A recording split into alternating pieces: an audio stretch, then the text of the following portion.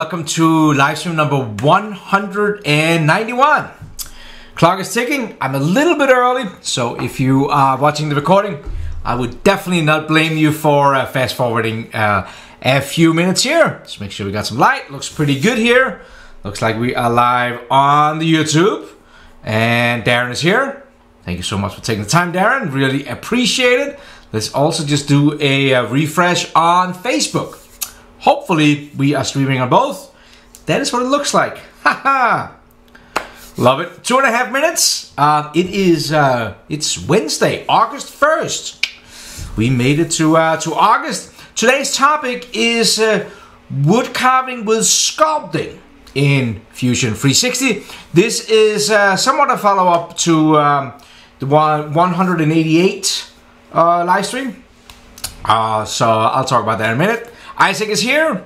Absolutely appreciate it. We got Jan, we got Tommy. Hey Tommy, good to see you again. Daniel, Eduardo, Sergio, Marius. Really appreciate all of you guys taking the time. It means the world to me. And what we're doing here is trying to just add a little bit more value to your Fusion 360 experience. Next week there will be no live streams. I am headed to Plano, Texas, doing a generative design workshop there on Tuesday, and then I will be quick stop in Detroit just for some internal training, and then back home. Got some things going on. There might actually be one on Thursday, but there will not be one on Friday. Friday I am going to some training. What is exciting? Not so much in with Fusion or CAD, but more business kind of stuff. All right, let's see. I can yab about that all day. Fred is here. Martin is here. Jeremy, really appreciate all of you guys taking the time. John is in sunny Los Angeles. Ooh, I am going there soon. I'm going there doing a generative design workshop there. I think the 17th of August, maybe. Something around there, the Thursday. I'll be there. Yeah. What is the best way to stop machining air? Well, that would be your heights tab in the cam. I did a live stream on the heights tab. So if you go into YouTube, go into the playlist, and there's a playlist called, I think it's called Lars Live, something. Live stream something. If you go into that live stream, that list, and you search in there, if you do like a, what is that, Control F in Windows, search for Heights tab, and you will see that one there. Minnesota's here, Michigan, that's where I will be next week. Sweden, hey, good to see you. Counter is down to 0. Thank you so much, everybody, for taking the time to join today's live stream. Let's, I missed the clock. Let me just get rid of it. And let's get going. Hey everybody, and welcome to live stream number 191. Today is August 1st. Happy August 2018 to everyone. Today's topic is wood carving using sculpting within Fusion 360. This is a follow-up on live stream number 188. I guess this is the week of follow-up. And thank you, David, for reminding me with an email in regards to this. Live stream 188, I talked about how to bring wood carving into Fusion 360. Let me just switch over to Fusion. We imported a couple of different models. This was a free model you could download. This was a paid model we downloaded into to Fusion 360. So if that is interesting to you, down in the description area, you will find the link to that one, 188. It's called Wood Carving into Fusion 360. In the end of that live stream, I talked about how you could also use sculpting for creating your own shapes. And I got some comments from some people who was a little disappointed. And that's okay, you know, thumbs up, thumbs down. They were a little disappointed because that was really what they were hoping they got out of the live stream. And since this is me trying to add a little bit more value to you, that's what we're gonna try to make up on today. Before we get into it, I will also say, so we're going to use the Sculpt workspace, that I also included down in the description area an intro to sculpting. Because if you're brand new to sculpting, hard language, then this might, I'm not going to have time to go through every single like minute detail. So if this is brand new, sit back, relax, watch today's live stream. That will inspire you, hopefully. You let me know. And then when you want to dig deeper into it, watch the intro. So the idea is today is that we are going to model up this. So this was one of the ones that we imported into Fusion as an import STL model, triangular shape. We are already in the Sculpt workspace, so why not start in here? One of the things I want to try to do today, and again, this is if I'm doing a decent job, is show you a couple of these T-spline tools, sculpting tools, that we maybe have not touched on in the past. So that is my hope. But what we're going to end up with is something somewhat similar to this here. So I am normally, many times when we're talking about sculpting, we're talking about bringing in an attached canvas, like a drawing or something, and use sculpting over that. But I'm going to be lazy today and just kind of like use the back edge of this STL file as my kind of shape, because you can do that. So I'm going to go over here, and you're going to see I'm going to be using the view cube quite a bit in here. Some people who are very good in the sculpting workspace, but I won't say that I am. They probably have some tips and tricks that maybe they can leave down in the comments. So I'm going to start out by using, in the create, I'm going to use a face command. And we're going to, just like when we're sketching inside of normal sketches, we're going to select the plane to do that on. Select that there. And I'm just going to draw up a set of rectangles here. And I'm just going to kind of like get close. I'm not trying to be perfect. In the sculpting workspace, generally speaking, we are less worried about accuracy. This is more kind of like industrial design workspace. And I'm just kind of like drawing up a couple of rectangles here that is similar, following somewhat the shape here. Now notice, if this is new to you, we got straight edges, but as soon as I hit OK, it become curves, right? Because one of the things about a T-spline environment or sculpting is that everything is kind of having this curvature to it. I've done a live stream on that too. That's another tool. So what we have now is kind of like a flat blanket, and we can agree on that it doesn't really, is not great following the shape of our STL file as our reference here. This STL file was one we brought in 188. Here I'm just kind of using it as a reference to model up what you see here, somewhat here.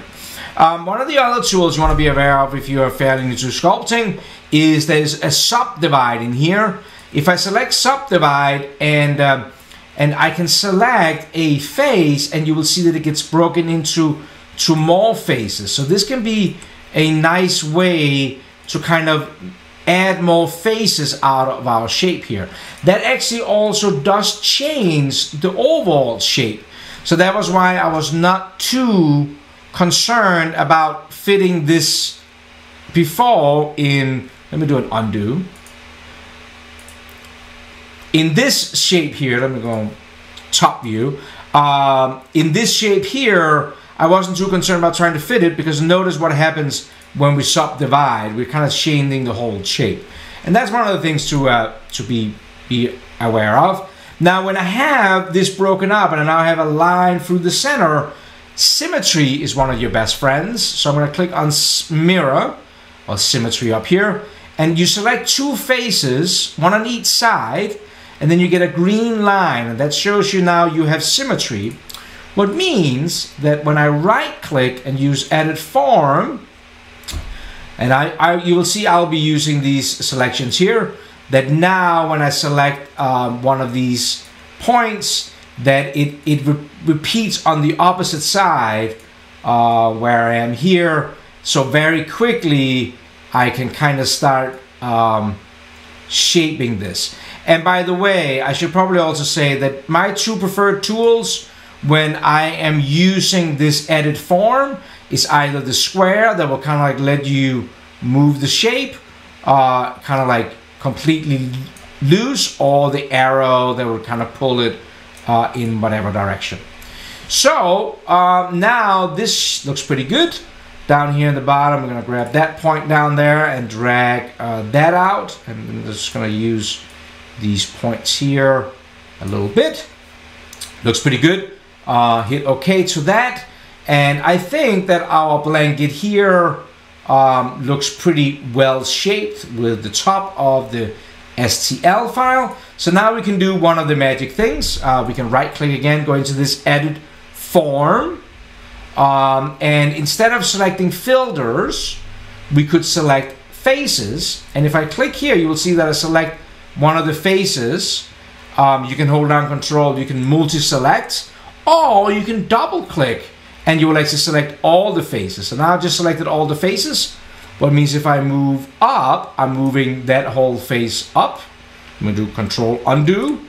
But another trick is if I hold down Alt on my keyboard, or Option on a Mac, hold down Alt and I start dragging, now we actually start pulling up some 3D shape right there.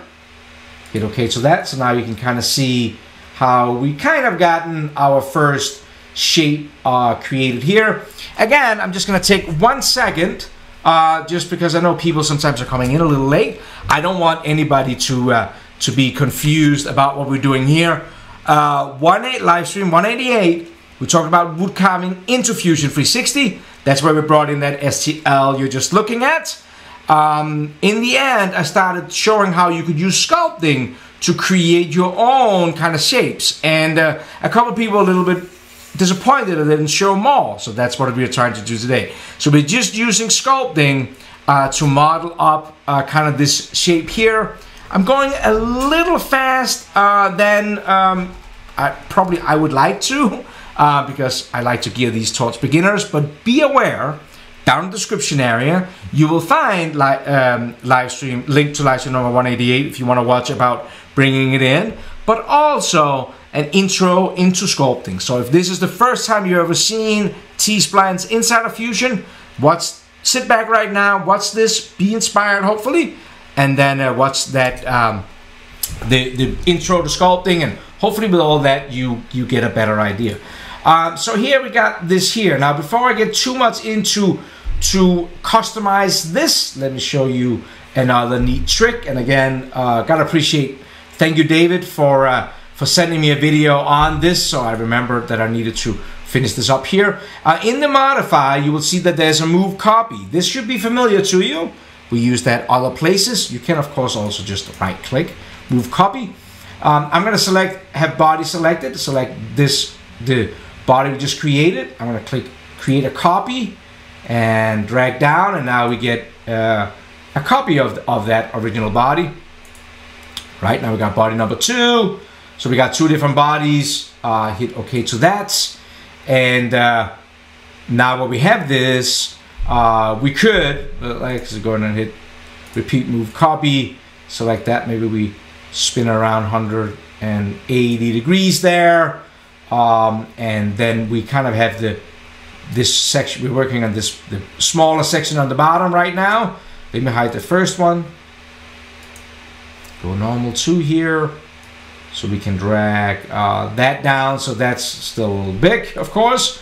But if we go back into right click edit form, these different selections, like the whole body, I talked about before that I like to use the handles and this square. Well, this little thing here will actually scale it.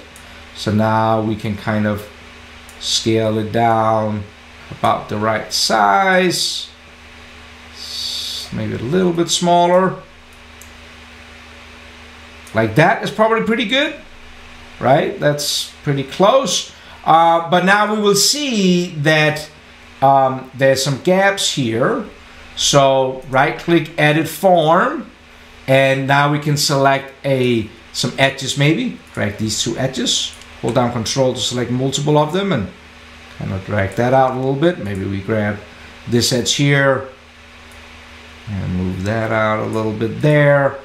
Going back to the top view so we can kind of see.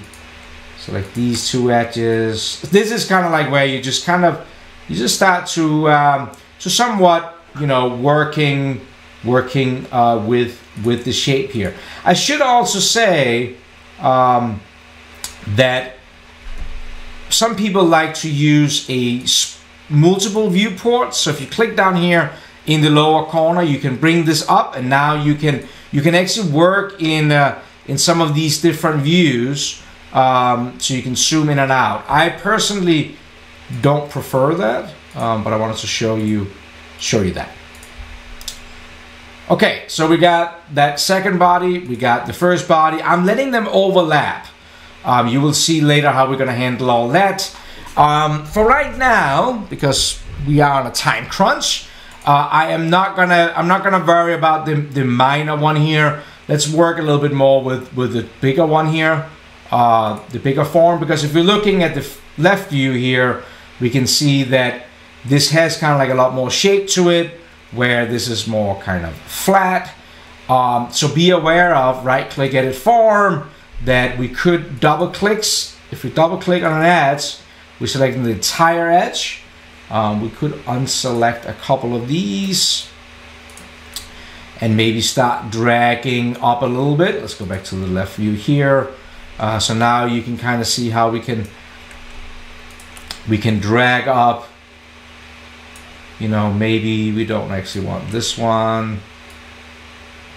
So you can see how we can somewhat start adjusting the shape of this.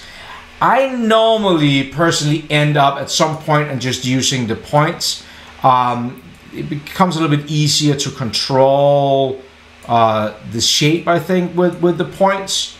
When you get to a certain level, just kind of selecting the points and making it follow more of that concave shape.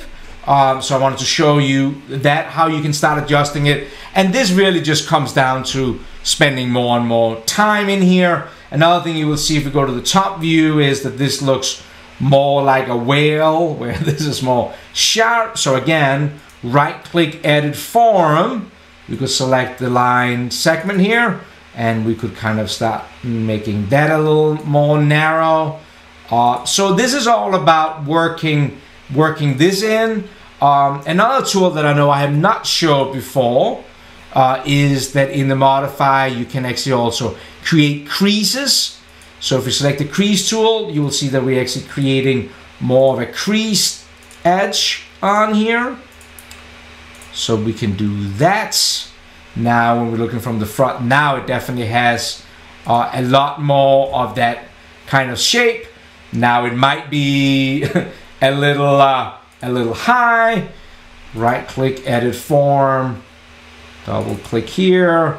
Let's hold down control and unselect the two edges, and then we can start to kind of like bring things back again. You will also see, that's actually probably pretty good right there. You will also see that made this go out a little bit longer. So select this here, and we can kind of start moving maybe this somewhat back. So a lot of different adjustments inside of T-splines. This is where you can spend hours upon hours of trying to make it better and stuff like that. But I think for these two right now, I'm gonna say those are good. Now again, there are two different T-spline bodies. Normally I would spend a little bit of time on the back end here and do kind of the same thing as we just did in the first one, but I want to show you a couple of other cool tools before we're done. So I'm just gonna hide these two, and let's do this wing here. So I'm actually gonna do the same thing as I did before. Go into face if you missed the beginning, and again, with this here, I'm just gonna kind of try to get close. This is not so critical, I think. This is very much like working with splines, whenever we talk about using splines, we're always talking about that we want less points. There's a tendency, I think, for people to want to make it very accurate, because that's how we are as engineers, designers, and makers. But in this case here, I don't really know if it makes sense to be too accurate, because we are gonna kind of fit all this together. And again, when I hit OK, this shape's gonna change anyways. And for this one here, I would again probably use the Subdivide. So if I select all the faces by double clicking and Subdivide, oops, select these, select all these edges. Hey dude. You want more to select? Really? I thought it should do that. Select all these, Subdivide, there we go.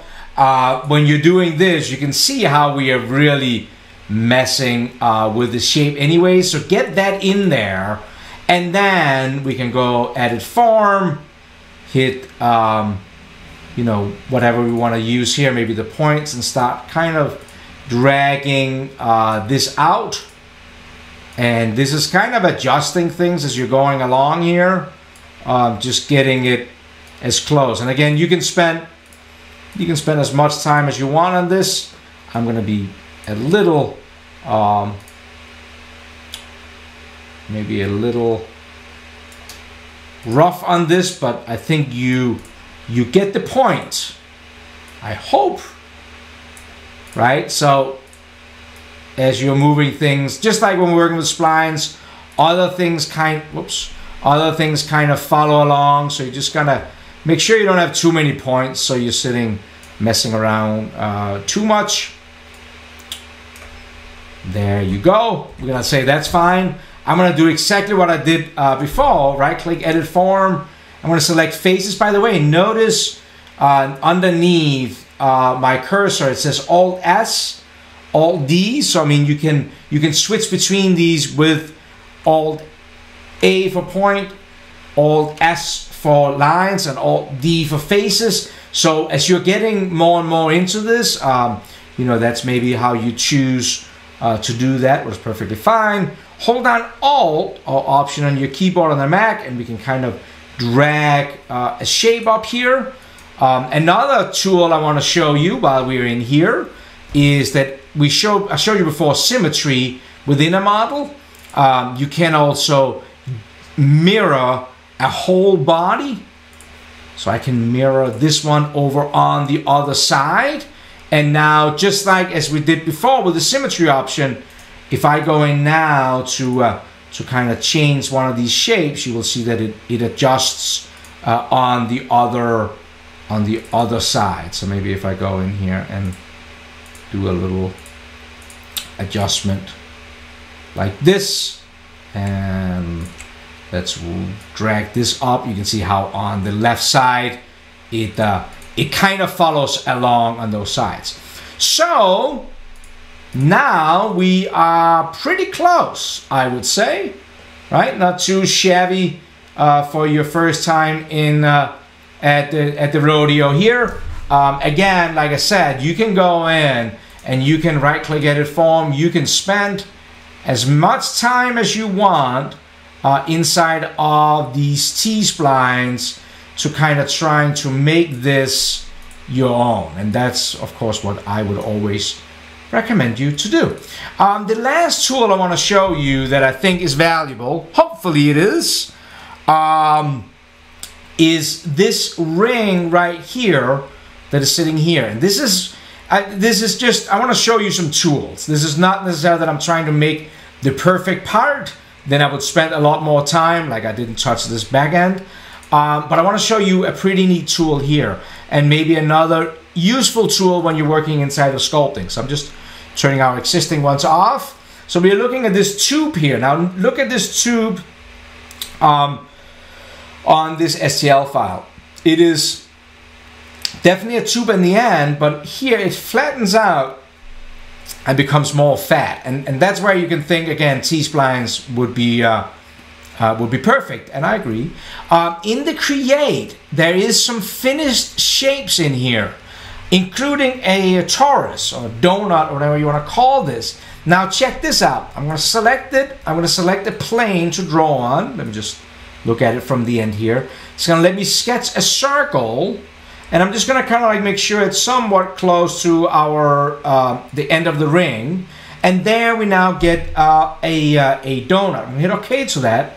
So now we have that torus sitting right there. It is very common in sculpting to create one of these shapes and then delete part of it. So I'm just going to highlight half of it, hit delete, and you will now see that we have half of that left down here. Now we could use the tool we used before, right click, move, copy.